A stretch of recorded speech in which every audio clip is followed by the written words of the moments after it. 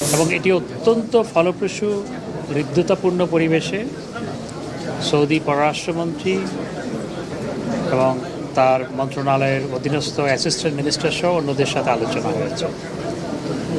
আমাদের সম্পর্ক সৌদি আরবের সাথে এখন আর আমরা শ্রমিক রপ্তানিকারক আর তারা গ্রহীতা সেই পর্যায়ে নাই।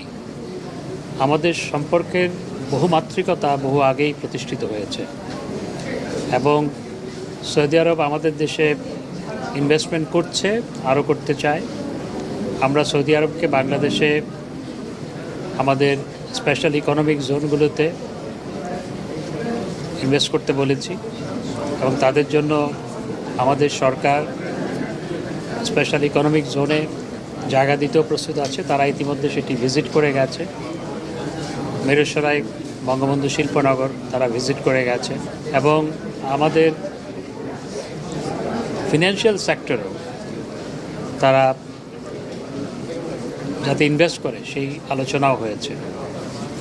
এবং আপনারা জানেন যে আমাদের সরকার একটা নতুন উইন্ডো সবার জন্য, অনাবাসী বাংলাদেশি, প্রবাসী বাংলাদেশি এবং পৃথিবীর যে কোনো কোম্পানি এবং যে কোনো বিদেশি এই অফশোর ব্যাংকিংয়ে টাকা রাখতে পারবে এবং সর্বোচ্চ 8.5% ইন্টারেস্ট দেওয়া হবে।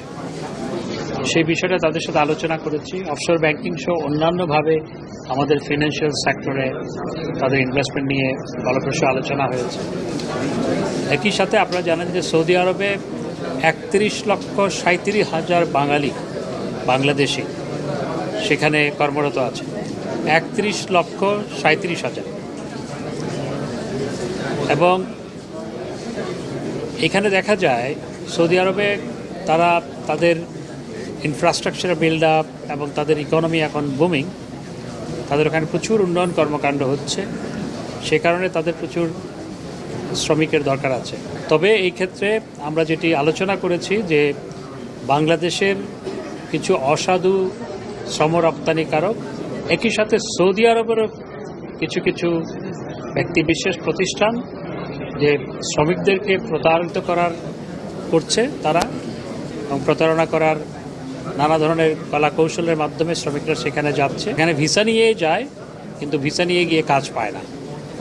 আমরা এই বিষয়টা অত্যন্ত গুরুত্ব সহকারে আলোচনা করেছি এবং সৌদি আরবের পক্ষ থেকে আমাদের পক্ষ থেকেও আমরা প্রস্তাব দিয়েছি, যে তারাও প্রস্তাব দিয়েছে, আমরাও দিয়েছি এবং যৌথভাবে আমরা ঐক্যমতে এসেছি যে একটা যৌথ টাস্ক ফোর্স গঠন করা হবে, যাতে করে যে সেখান থেকে ফেক ডিমান্ড যাতে কেউ প্লেস না করে সৌদি আরব থেকে, আর সেই ফেক ডিমান্ড এখানে শো করে শ্রমিকদেরকে বা সৌদি আরব গমনেচ্ছুদেরকে কেউ প্রতারিত করতে না পারে, সেজন্য আমরা আলোচনা করেছি এবং একটা যৌথ টাস্ক ফোর্স গঠন করার ব্যাপারে আমরা ঐক্যমতে পৌঁছেছি।